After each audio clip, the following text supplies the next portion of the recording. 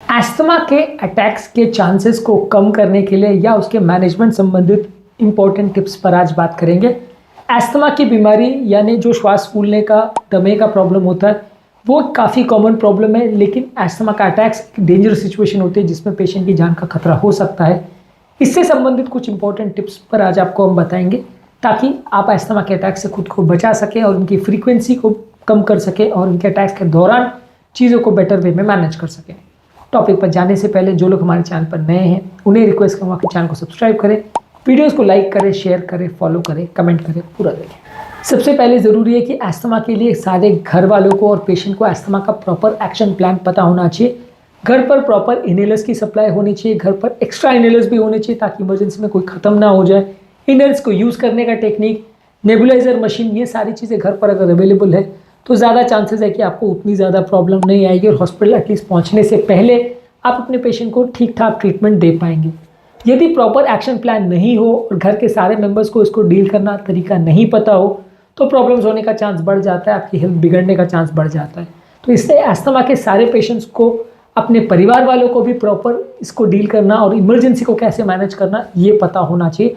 यदि ये चीज़ें घर में एक आध ही व्यक्ति को पता है या सिर्फ पेशेंट को पता है तो कई बार दिक्कत हो सकती है, क्योंकि पेशेंट कई बार सडन एस्थमा के सीवियर अटैक में इनहेलर ना यूज़ कर पाए, अनकॉन्शियस हो जाए, तो वैसे केस में फिर उसको संभालना या मैनेज करना मुश्किल हो जाता है। तो घर वालों को क्या मैनेज करना है, कैसे मैनेज करना है, हॉस्पिटल लेके जाना है तो कहाँ लेके जाना है, कहाँ सारी फैसिलिटी है, ये सारी चीज़ों के बारे में इमरजेंसी की पूरी तैयारी होनी चाहिए।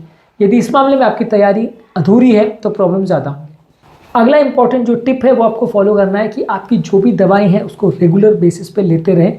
काफ़ी केसेस में एस्थमा अटैक्स तब ट्रिगर होते हैं जब आपकी जो लॉन्ग एक्टिंग मेडिसिन है उनको आप बंद कर देते हैं। ज़्यादातर लोगों के साथ ये होता है कि जब उनको ठीक लगने लगता है, उनको प्रॉब्लम्स कम होती है तो अपनी सारी दवाइयाँ बंद करके बैठ जाते हैं। उनको लगता है कि जब कोई प्रॉब्लम नहीं है तो दवा लेके फ़ायदा क्या है, इसको लेने से कुछ फ़ायदा नहीं होने वाला, छोड़ दो। तो इस चक्कर में उनकी कंडीशन अक्सर कई बार बिगड़ जाती है।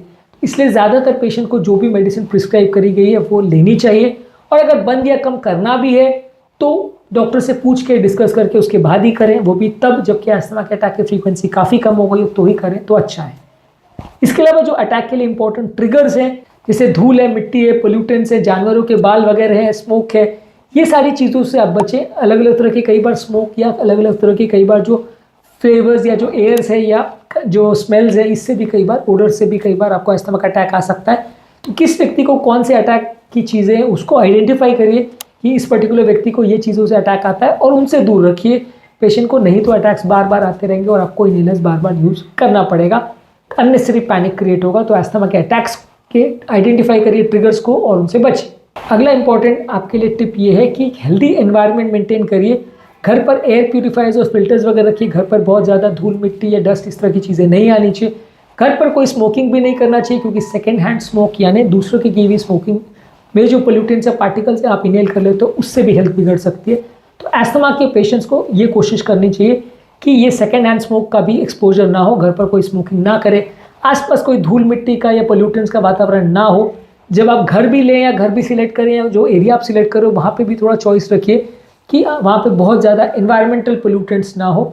कई बार आप इसको इग्नोर करते हैं और फैक्ट्री के बिल्कुल पास में घर ले लेते हैं तो फिर लोगों की हेल्थ बिगड़ जाती है।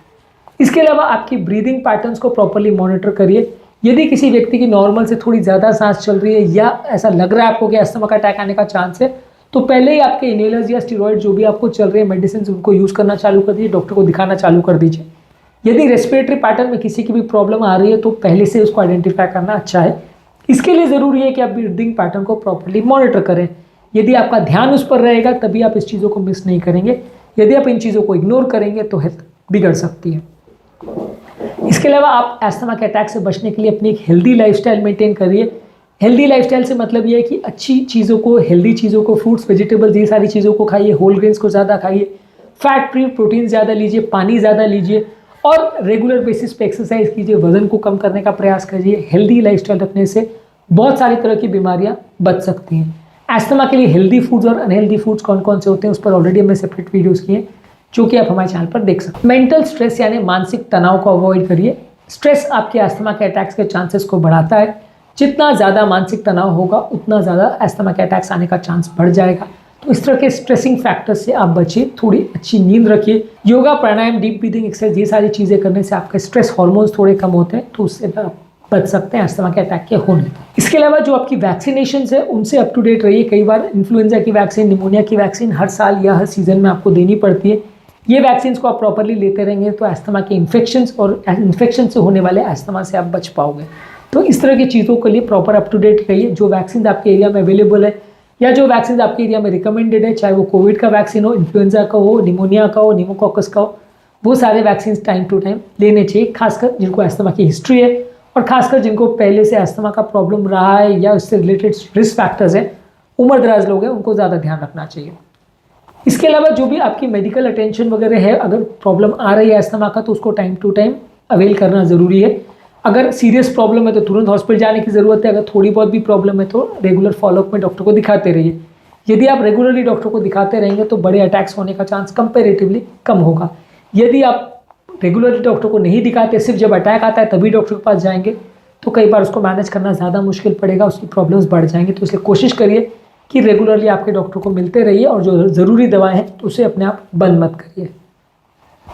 नेक्स्ट इंपॉर्टेंट टिप है कि इमरजेंसी के मैनेजमेंट के लिए सारी दवाइयाँ रेडी होनी चाहिए और उसका किट एक्स्ट्रा भी सप्लाई अवेलेबल होना चाहिए, ताकि जब कभी इमरजेंसी आए तो उसे प्रॉपर्ली मैनेज किया जा सके। यदि इमरजेंसी के मैनेजमेंट का किट अवेलेबल नहीं है तो अस्थमा के पेशेंट्स के लिए कई बार प्रॉब्लम हो सकती है। एक सेपरेट किट बनाना और घर के सारे मेंबर्स को उसको यूज़ करना ज़रूर आना चाहिए। अगला इंपॉर्टेंट टिप है कि ठंडे वातावरण से खुद को बचाइए। ठंडी हवा से या बहुत ठंड के वातावरण में अस्थमा के अटैक ज़्यादा आते हैं, तो उस दौरान शरीर को गर्म रखना ज़रूरी है, घर को गर्म रखना ज़रूरी है। घर में हीटर्स या ब्लोअर्स का प्रयोग करके या खिड़की दरवाजे वगैरह बंद करके गर्म कपड़े वगैरह पहन के आप अपने आप को बचा सकते हैं अस्थमा के अटैक से, क्योंकि ठंड का जितना ज़्यादा एक्सपोजर होगा उतना अस्थमा का अटैक ज़्यादा होगा। इसलिए इससे आपको अपने को बचाना है। घर के वातावरण में जो हवा है उसमें थोड़ा ह्यूमिडिटी ज़्यादा होने से भी फ़ायदा होता है। घर की एयर अगर ड्राई है तो भी अस्थमा का अटैक्स होने का चांस ज़्यादा होगा। इसलिए घर के एयर में ह्यूमिडिफायर का प्रयोग कर सकते हैं, जिससे वातावरण में थोड़ा उमस या ह्यूमिडिटी मेंटेन रहे। इनहेलर को यूज़ करने की प्रॉपर टेक्निक आनी चाहिए। बहुत सारे पेशेंट में अस्थमा का अटैक्स आने का कारण ये होता है कि जो लॉन्ग एक्टिंग इनहेलर्स है उनको यूज़ करते नहीं आता है, नेबुलाइजर को यूज़ करते नहीं आता है और कई बार मिस्टेक्स करते हैं। इनहेलर्स को यूज़ करने की प्रॉपर टेक्निक और क्या क्या चीज़ों का ध्यान रखने की आवश्यकता है उस पर ऑलरेडी हमने डिटेल वीडियोस किया, जो कि आप हमारे चैनल पर देख सकते हैं। इन्हें ज़रूर चेकआउट करिए। कई बार गलत तरह से इनहेलर यूज़ करना आपके लिए काफ़ी अनहेल्दी हो जाता है। कोई भी अगर आपको मेडिकल प्रॉब्लम लग रही है तो आपकी हेल्थ केयर प्रोफेशनल और टीम के साथ उसको डिस्कस करें, डील करें और जो भी प्रॉब्लम्स है उसका सही समय पर सही तरह से निवारण करिए, नहीं तो लॉन्ग टर्म प्रॉब्लम्स बढ़ जाएंगी। तो इसलिए आपकी हेल्थ केयर टीम के साथ जो भी प्रॉब्लम्स है उसको डिस्कस करिए। घर के अंदर का जो एयर क्वालिटी और वातावरण है उसको प्रॉपर्ली मेंटेन करिए। आजकल एयर क्वालिटी एनालाइज करने के लिए और उसको इम्प्रोवाइज करने के लिए बड़ी बड़ी मशीन्स आने लग गई हैं। अगर आप अफोर्ड कर सकते हैं तो ये सारी चीज़ों को यूज़ कर सकते हैं।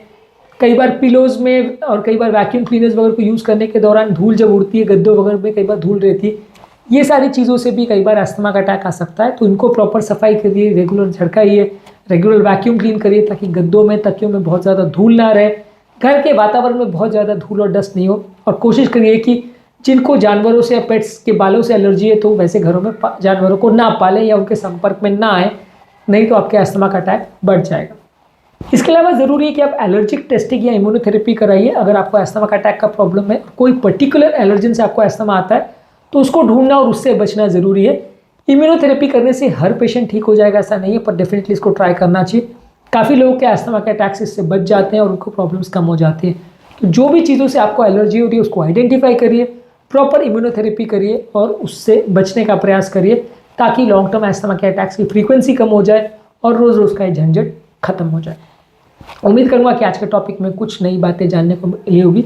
जो लोग हमारे चैनल पर नए हैं उन्हें रिक्वेस्ट करूँगा कि चैनल को सब्सक्राइब करें, वीडियोज़ को लाइक करें, शेयर करें, फॉलो करें, कमेंट करें, पूरा देखें।